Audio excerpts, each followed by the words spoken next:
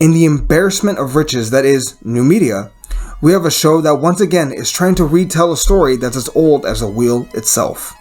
Let's dive into the world of Koas, with a K because it's neat.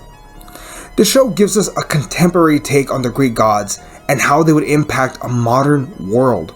Zeus just sees a wrinkle on his face, and he believes that is foretelling of his prophecy of his coming downfall. He sets off a chain of events that will cause his demise not only for him, not only for Zeus, but potentially all the Greek gods. There are new takes on Hera, Poseidon, particular praise for Hades and Persephone, as well as the three human characters that will unknowingly directly impact the world forever. Ridi, the woman in the story of a man who would go to hell to save his wife. Eri, a woman who will outsmart her father and the gods themselves. And Cianus, a trans character that is a former Amazon. This show isn't an easy one to start, but it's worth it if you can stick with it at least through the halfway mark. Much in the same vein as my adventures with Superman Season 2, it's a show of two halves. The first half sets up plots like Ridi being stuck in purgatory while her husband tries to get her out of hell, Cianus being betrayed by his mother and we don't know why, and Eri is destined to rule an unjust land. Zeus is obsessed with the plotting against him and why the Greek gods don't just, simply bow down to his rule.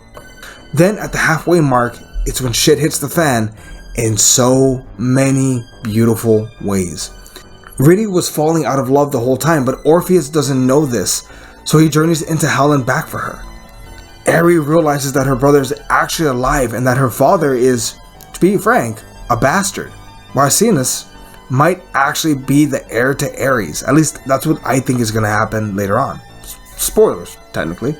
The conspiracy that human beings have no afterlife and the Greek gods have been lying to them, with Zeus's power beginning to fail, coupled with multiple gods in rebellion, is actually setting up for a very compelling Season 2, if we get it.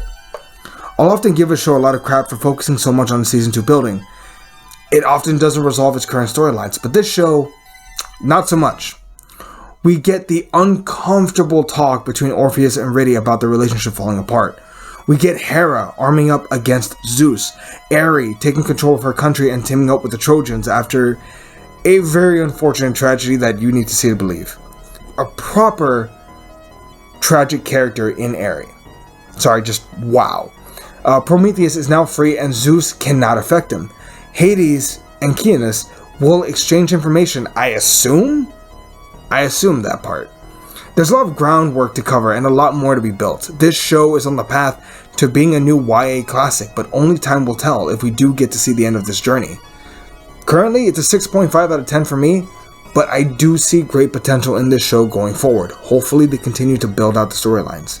That said, what did you think? Let us know down below. What was your favorite moment from this season? Please like and subscribe, and yeah, catch y'all next time. We'll be seeing you, everybody.